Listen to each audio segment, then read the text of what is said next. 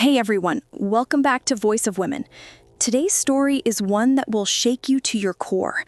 It's about a 53-year-old woman named Eleanor Waynes, a loving mother from California whose own son betrayed her in the most unthinkable way. What started as fatigue and confusion soon turned into a terrifying fight for her life. Stay with us. This is a story you won't forget.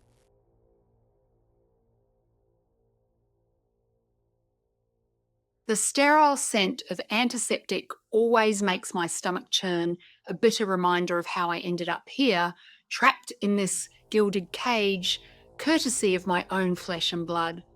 My name is Eleanor Vance, and I'm 53 years old, or at least that's what the calendar says. Some days I feel 100, each wrinkle a testament to the battles I've fought, each tremor in my hand a ghost of the poison that once coursed through my veins. And it all started with a mother's love, a love that was twisted, manipulated, and ultimately weaponized against me by my son, Michael. It's hard to pinpoint the exact moment when the shift occurred, when my charming, ambitious boy began his descent into a darkness so profound it still chills me to the bone. Perhaps it was subtle at first, a barely perceptible change in his demeanour, a flicker of something unsettling in his eyes. He was always driven, always wanting more, and I, like any doting mother, encouraged his aspirations. He was my pride and joy, my only son, a brilliant mind with a knack for business. He moved to San Francisco, chasing his dreams in the tech world, and I, a widow living comfortably in our family home in the serene suburbs of Santa Monica, was always just a phone call away, ready to offer advice, support, or a comforting word. My daughter Sarah, a kind and artistic soul, lived a few hours north in Santa Barbara, pursuing her passion for pottery.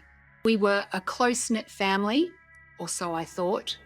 Our home, a sprawling ranch-style house nestled amongst fragrant jasmine and mature avocado trees, was a sanctuary filled with memories of laughter, holiday feasts, and the comforting rhythm of family life. My late husband Robert had built it with his own hands, pouring his heart and soul into every beam and brick. It was more than just a house, it was the embodiment of our life together, a legacy I intended to pass on to both my children. The first alarm bells, in hindsight, were so faint I almost dismissed them as a mother's overthinking. Michael started visiting more frequently, often unannounced. He'd arrive in his gleaming Tesla, a symbol of his supposed success, showering me with expensive gifts, silk scarves I'd never wear, intricate gadgets I didn't understand, gourmet chocolates I'd rarely touch. He'd say, "You deserve the best, Mom," his eyes earnest, almost too earnest. He'd stay for hours, sometimes overnight, insisting on cooking for me, bringing over pre-made meals, always something light and healthy, he claimed. "You need to take care of yourself, Mom," he'd say, his voice a soothing balm. I appreciated the gesture, of course. My appetite had been a bit off lately, a common occurrence as one gets older, I reasoned. My energy levels too were waning, but I chalked it up to the natural aging process. I was a spry woman, still active in my garden club and book group, but lately, even those simple pleasures felt like Herculean tasks. Then came the fatigue, a pervasive, bone-deep weariness that settled into my limbs like a heavy blanket. It wasn't just physical exhaustion, it was a mental fog that clouded my thoughts, making even simple decisions feel monumental. My usually sharp memory began to falter. I'd misplace my keys, forget appointments with Dr. Evans, my longtime family physician, struggle to recall names of people I'd known for years, even close friends from my book club.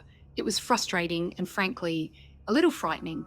I'd always prided myself on my mental acuity, my ability to recall intricate details from novels, to manage our finances with precision. Now, I found myself staring blankly at my checkbook, unable to reconcile the figures. Michael, ever so concerned, would gently suggest I see a doctor. "It's just stress, Mom," he'd reassure me, "but it's better to be safe." He even offered to schedule the appointments, to drive me, to be there for support. How could I refuse such a thoughtful son? He seemed to anticipate my needs, my unspoken worries, with an unnerving accuracy. The doctors, bless their well-meaning hearts, were initially stumped. My blood test came back largely normal, a few minor fluctuations that could be attributed to anything. Mild anemia, slightly elevated liver enzymes, nothing definitive. Dr. Evans, a kind woman with a reassuring smile, suggested a mild anxiety disorder, perhaps a touch of depression. "It's common at your age, Eleanor," she'd said kindly, her voice soft.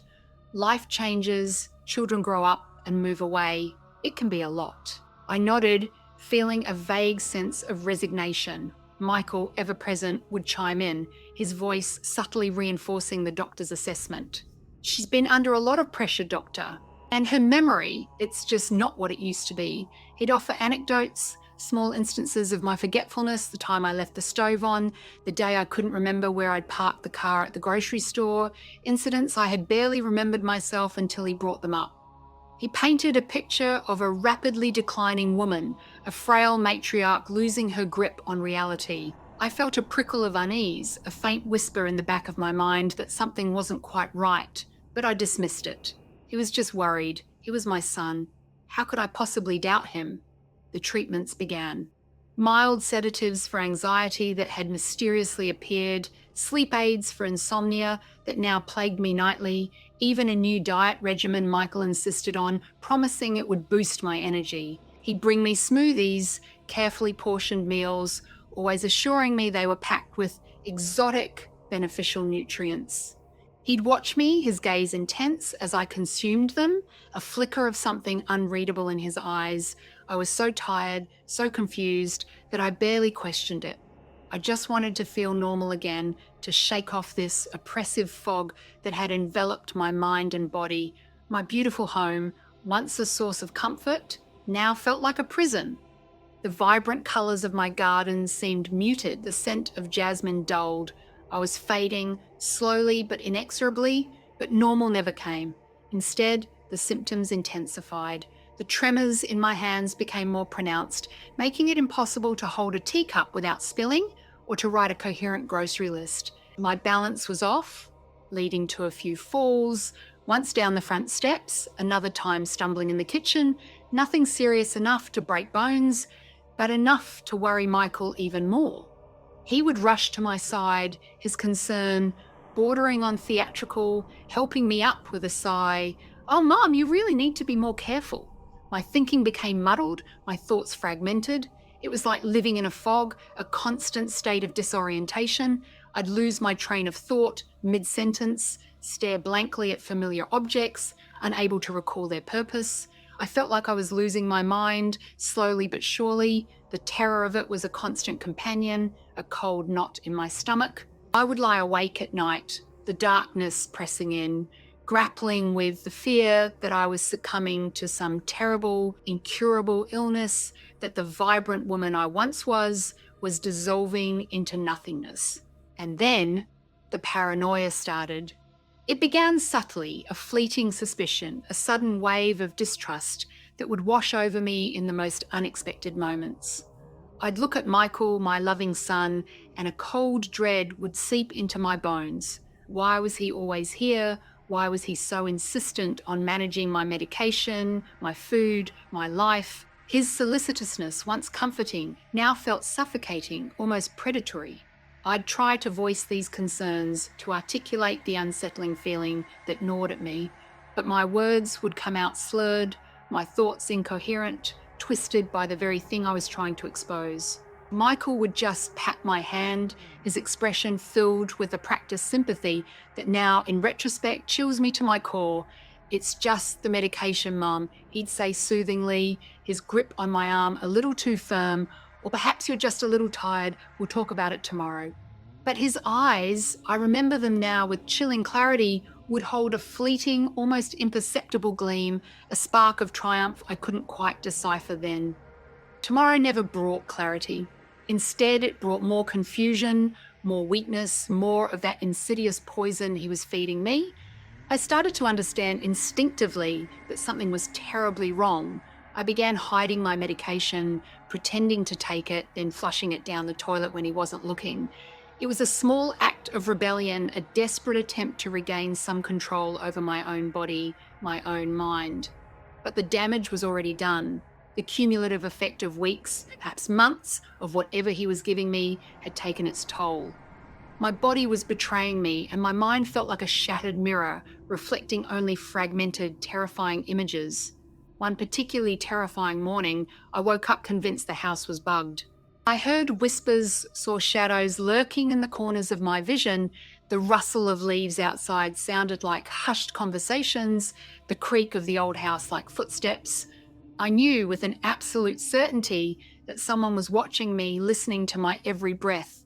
The paranoia was so real, so visceral, that it consumed me. I remember scrambling out of bed, my heart pounding, tearing through drawers, pulling books from shelves, desperately searching for hidden cameras, for microphones. I called Sarah, my voice trembling, raw with fear, trying to explain what was happening. "He's trying to hurt me, Sarah. Michael, he's poisoning me. He wants the house. He wants everything." My words were a torrent of accusations, choked with sobs, barely intelligible. Sarah, bless her heart, tried to be understanding. She drove down from Santa Barbara immediately, her gentle nature radiating concern. When she arrived, I was a wreck, dishevelled, my eyes wide with terror. My hair, which had once been thick and lustrous, was noticeably thinner, falling out in clumps. I remember clinging to her, burying my face in her shoulder, whispering about Michael, about the poison, about the hidden cameras I was sure were everywhere. My mind raced, jumping from one terrifying thought to another. I told her about the subtle shifts in Michael's behaviour, the way his concern felt artificial, the way he watched me. Sarah, seeing my profound distress, listened patiently, but her eyes held that same pitying, heartbroken look I'd seen in the doctors' faces, the one that screamed, "My poor mother is losing her mind." She gently tried to reassure me, to calm me, but her attempts were futile against the tide of my fear. She called Michael, who arrived shortly after, looking genuinely distressed, his face a mask of sorrow. He put on a magnificent performance, his voice laced with concern, his eyes brimming with what looked like genuine tears. "Mom, what are you saying? I would never hurt you. I love you." He pulled me into a hug, a gesture that now felt chillingly hollow, like a viper's embrace. He then did what he'd been subtly preparing everyone for. He called Dr. Evans, explaining my sudden, severe psychotic break, describing my delusions and hallucinations with heartbreaking precision. Dr. Evans, already convinced of my declining mental state, agreed that I needed immediate psychiatric evaluation. Sarah, distraught and confused, didn't argue. She trusted Michael, trusted the doctors. She thought she was doing what was best for me, her voice thick with tears as she agreed to my admission. The weight of her confusion and grief was almost unbearable. I saw the anguish in her eyes, the raw pain of watching her mother unravel, and it broke my heart to know that she was being so cruelly deceived. That's how I ended up in the Westside Psychiatric Hospital. The indignity of it still burns, a raw wound in my memory. The forced medication, administered by stern nurses who held my arm firmly as they pushed pills into my mouth, the bland, tasteless food, the condescending tones of the staff who spoke to me as if I were a child, incapable of rational thought. My room was stark, sterile, with a single window offering a sliver of the outside world, a world that felt impossibly far away. I tried to explain, to tell them about Michael, about the poison, about the sinister plot to take everything from me, but my words were a jumbled mess, easily dismissed as paranoid delusions, symptoms of my supposed illness. They diagnosed me with late-onset schizophrenia, a cruel irony considering the truth. I cried, silent tears that streamed down my face and soaked my pillow, tears of despair, of hopelessness, of a profound and soul-crushing injustice. I was trapped, my voice silenced, my sanity questioned, my very existence reduced to a diagnostic label. Michael visited frequently, always with that same concerned expression, always asking about my progress, his presence a constant chilling reminder of my predicament. He'd bring me books, magazines, little comforts, always making sure I knew he was there for me, no matter what, his words laced with a subtle threat. He even brought up the idea of setting up a trust to manage my affairs while I was recuperating, subtly hinting at the complications of my condition and the need for a stable financial future. I was too heavily medicated, too disoriented to truly comprehend the full scope of his actions, to fight back with the strength I once possessed. My world had shrunk to the four walls of my hospital room, and my only solace was the fading hope that anyone would see through his charade before it was too late. I often drifted into a drugged sleep, haunted by nightmares of my son's smiling face, a face I now saw as a mask for a predator. Meanwhile, Michael was systematically dismantling my life on the outside. He had power of attorney, easily obtained given my mental instability and the medical documentation supporting his claims. He started selling off my investments, my carefully accumulated retirement funds, claiming they were underperforming, liquidating them at a fraction of their worth, and funneling the proceeds into his own accounts.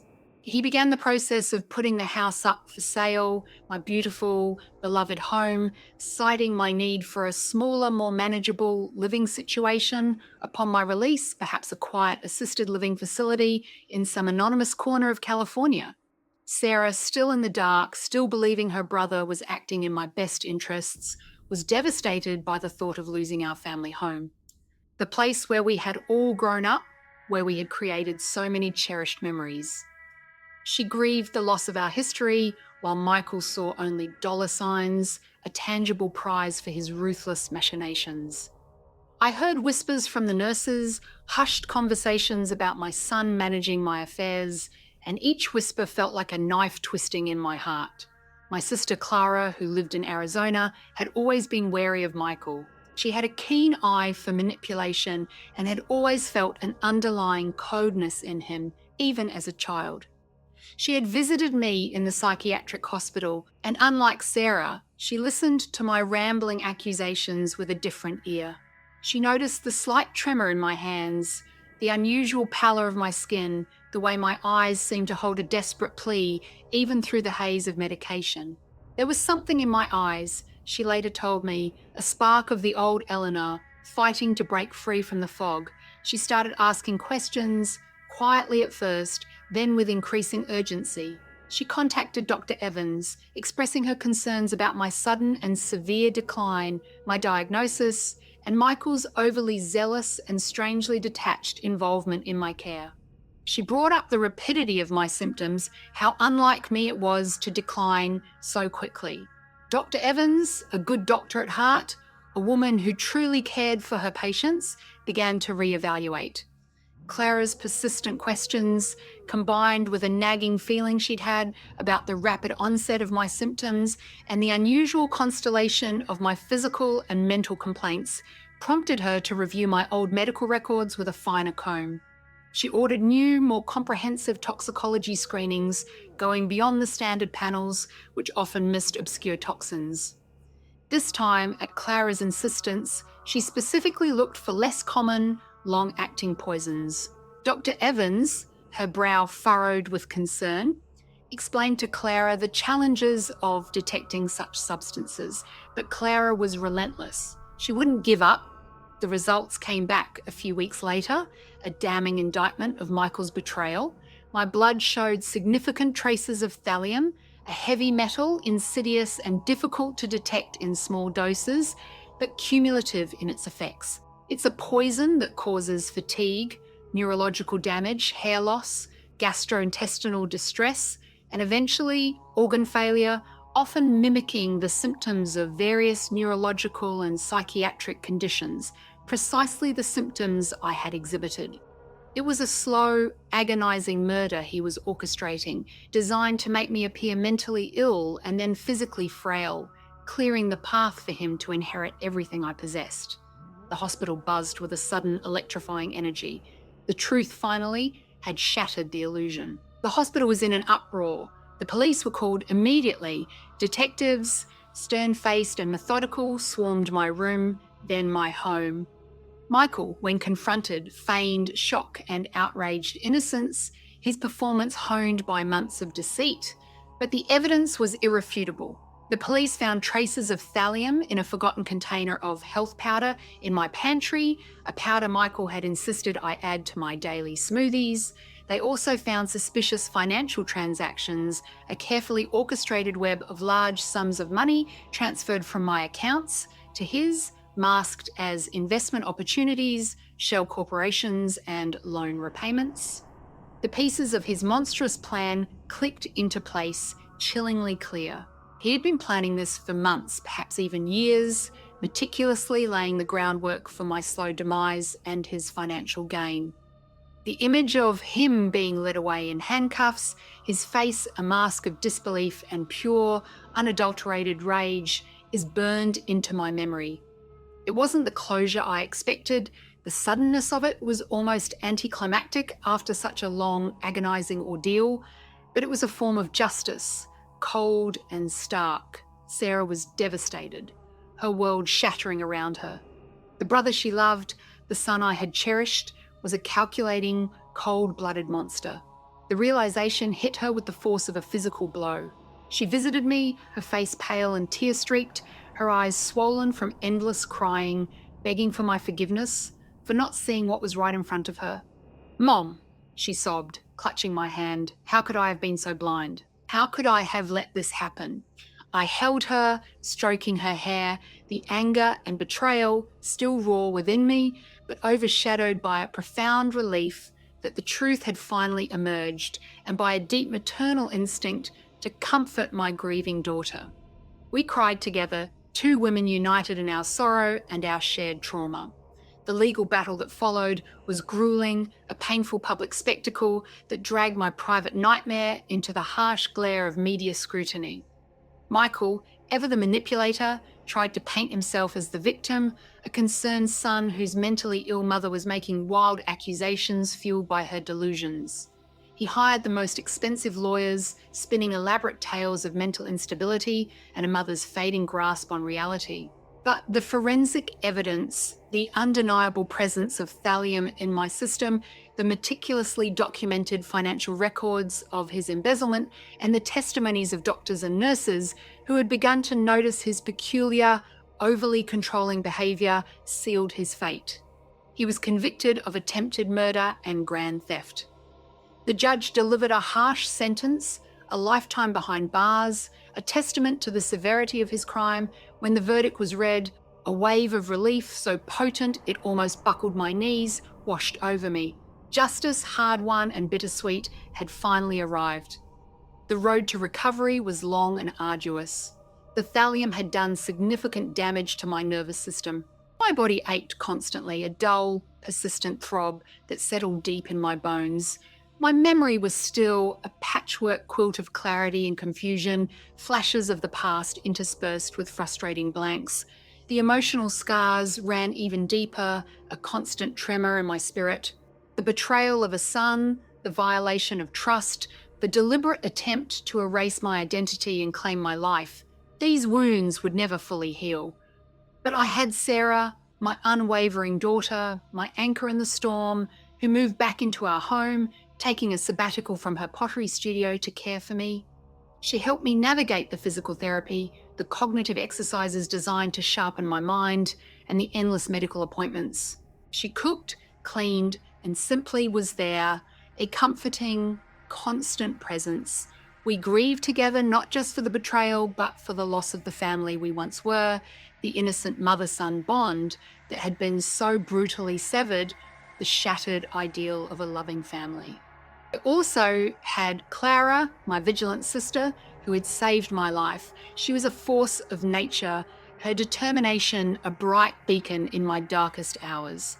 We spent hours talking, painstakingly piecing together the subtle clues, the red flags we had all missed, trying to understand how such evil could have festered beneath the surface of someone we loved, someone we had raised. It was a painful but necessary process of understanding, of trying to reconcile the son I thought I knew with the monster he had become. Slowly, painstakingly, I started to rebuild my life.